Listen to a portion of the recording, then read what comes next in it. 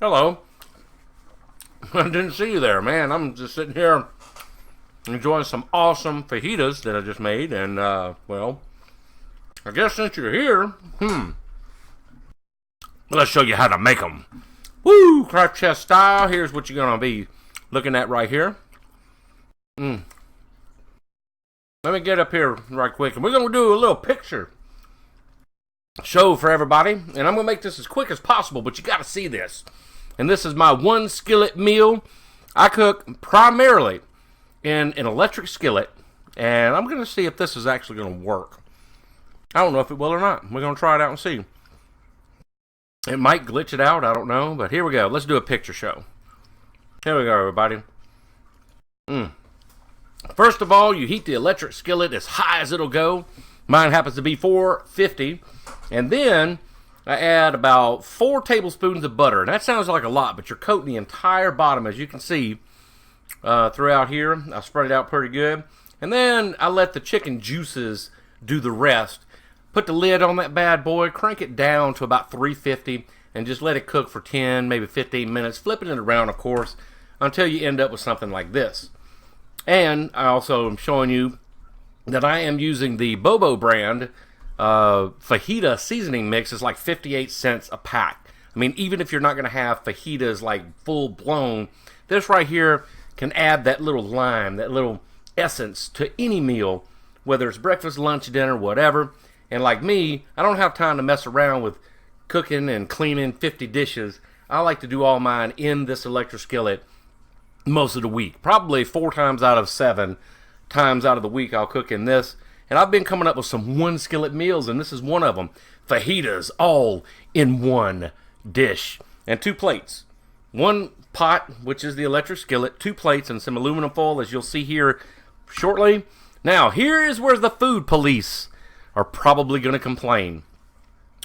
I, personally, don't see the problem in doing the chicken and then taking it out, because it's cooked, it's well cooked, and then using those fajita juices and the chicken and the butter mixed in there, or if you like cooking oil, I like to use butter myself, and then chopping up my onions, because I love onions. And I know a lot of people out there think onions and bell peppers and all that are disgusting, but I love fajitas, so I'm doing it this way.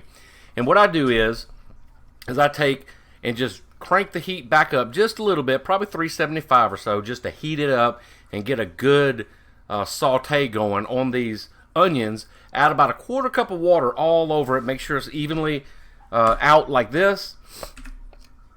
And then I know that the food police are probably saying, you can't do that. You got to cook it separate. You got to cook the vegetables first, then the meat. No. I haven't had any issues with this whatsoever. And by the way, here's a picture of that chicken in the aluminum foil on a plate. And doesn't that just look amazing? And moving right along, then, as you can see, the onions are nice and caramelized. They have that fajita seasoning. Over here to the right, we have the bell peppers. To the left, the onions. And the reason why I separate it like this is I add about another 1/8 to a 1/4 cup of water. As you can see it bubbling right up in here. The water across here just to get those peppers steaming a little bit. And then I take the onions out, spread the peppers out across the pan. As you can see, there's still onions in there. That's okay, baby. It's going to add flavor. It's going to add a little bit of char flavor to it. At this point, all we've gone with is the original butter that we started off with, which was the 4 tablespoons to cook the chicken. At this point, we're just running off the drippings, off the essence of the entire dish. And then once you get those done, or actually I'm out of order. Check this out. You're out of order, CraftChest. Get it right. Right here we have the peppers and the onions in the pot at the same time. I take the onions out, and it leaves this. I thought about that after the fact. But anyway, moving right along. And then once you get the peppers to your crispy or sogginess, to the consistency that you want, edible. If you want more char, leave it in there and leave it drier. I like mine to have a little bit of both. A little bit of char, as you can see, going on there. But I like them to be tender enough to where I'm not crunching into a fajita. Because in my opinion, fajitas aren't about the crunch. It's about the texture and the flavors. Especially with the tortillas. And I've already had a couple, as you caught me right there at the beginning of the video. I like to use these little small tortillas probably about 5 of them is what I end up eating. And just because you don't load the things down. And there's the whole dish right there. As you can see, 2 plates, some aluminum foil. You got your tortillas happening there. And then the magic happens with the sour cream and cheddar cheese. And I've heard some people here recently say that they don't like sour cream. Let's ponder that for a moment. Moving right along. And then the piece, la resistance. As you can see, that looks better than a 5-star restaurant fajita right there if they brought it out to you on the plate. You got the sour cream as the base, the cheddar cheese shredded finely right there across the bottom, just enough. You don't need to smother this one. A lot of people know I like to smother stuff in cheese sometimes, but just enough to cover and texture that sour cream. And then I put the chicken, and then the bell peppers, and then finally those sauteed onions on there. Now, if you want your onions a little bit more char and crispy, go for it. Pepper, same way. Woo, man, I'm telling you what. I don't even know what's next. Let's see. Nope, that's another dish. So that's how you make fajitas, CraftChest style, and in one pot. Can you do that? Would you care to see more of these videos of my one dish or one pot meals? Because, you know, I post them up on Twitter, I post them up on Facebook, I share them with friends, and they're all like, what? Their mind is blown. Because, you know, I'm a gamer, man. You know, I live a busy life. I work retail during the day, streamer during the night.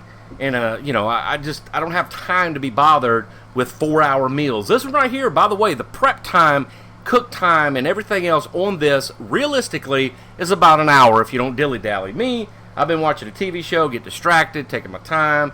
But this is, you know, that's why you can do this, if it'll change the picture here. That's why you can do this, have you full, covered up, keep it warm, which I'm about to show you if it'll change scenes. Why is my scene not changing? XSplit, get your shit right here. Alright, here we go. What the fuck is that? What was that box? XSplit, you need to, I hope you look at this. But anyway, that's why you can do this, wrap it up in foil. And I'm going to end it there because I don't want to mess this up. This is a one take. And you know, I've seen a lot of people out there, they do these takes and they edit it and it's got this look to the videos. Man, pack all that because we do it live, CraftChest style. Now that is a craft of the mind.